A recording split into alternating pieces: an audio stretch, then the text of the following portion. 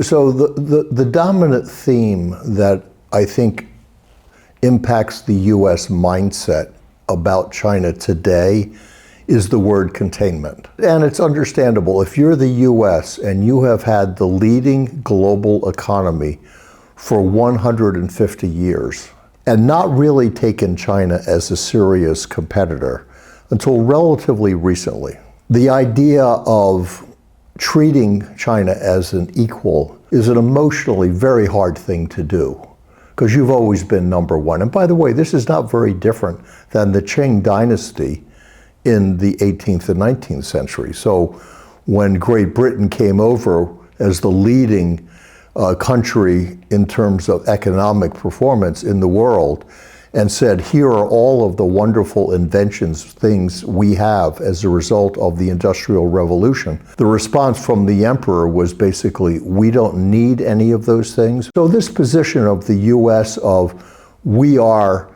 the shining city on the hill, to use the words of Ronald Reagan, that leads you to a level of self-confidence that you don't really need anyone else and you don't really have any threats. But the reality is China is rapidly becoming co-equal to the US, not only in terms of absolute economic performance, but its momentum and its fact that its population is 4 times the size means inevitably it's going to pass the US. What we've tried to do, apart from rhetoric, is use tariffs and sanctions and basically, undermine free trade to force China to do some things on their own. So especially in the area of chips, the US is basically cutting off Chinese access to the high-end chips that do have military possible application. But those sanctions are pretty broad and cover a lot of categories of chips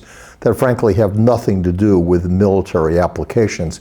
It's really just the US trying to hold China back with the idea that we want to buy more time and stay number one for a longer period of time. But A, it's not going to work.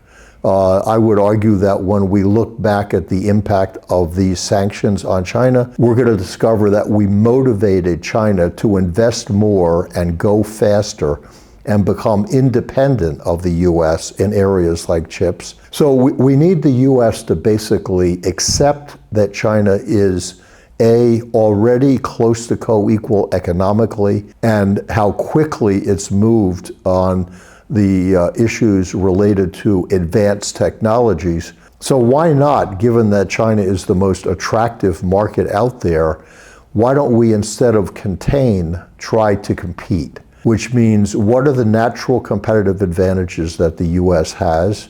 How do we invest in R&D?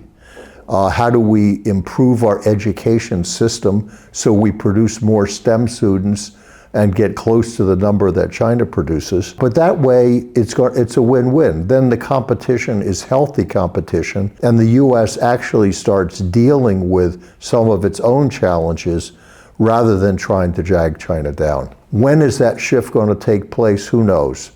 But I would hope that after this election, that cooler heads will prevail. Then we ought to be able to create a level of trust on both sides where you can move to healthy competition and where each side gets better as a result of that competition.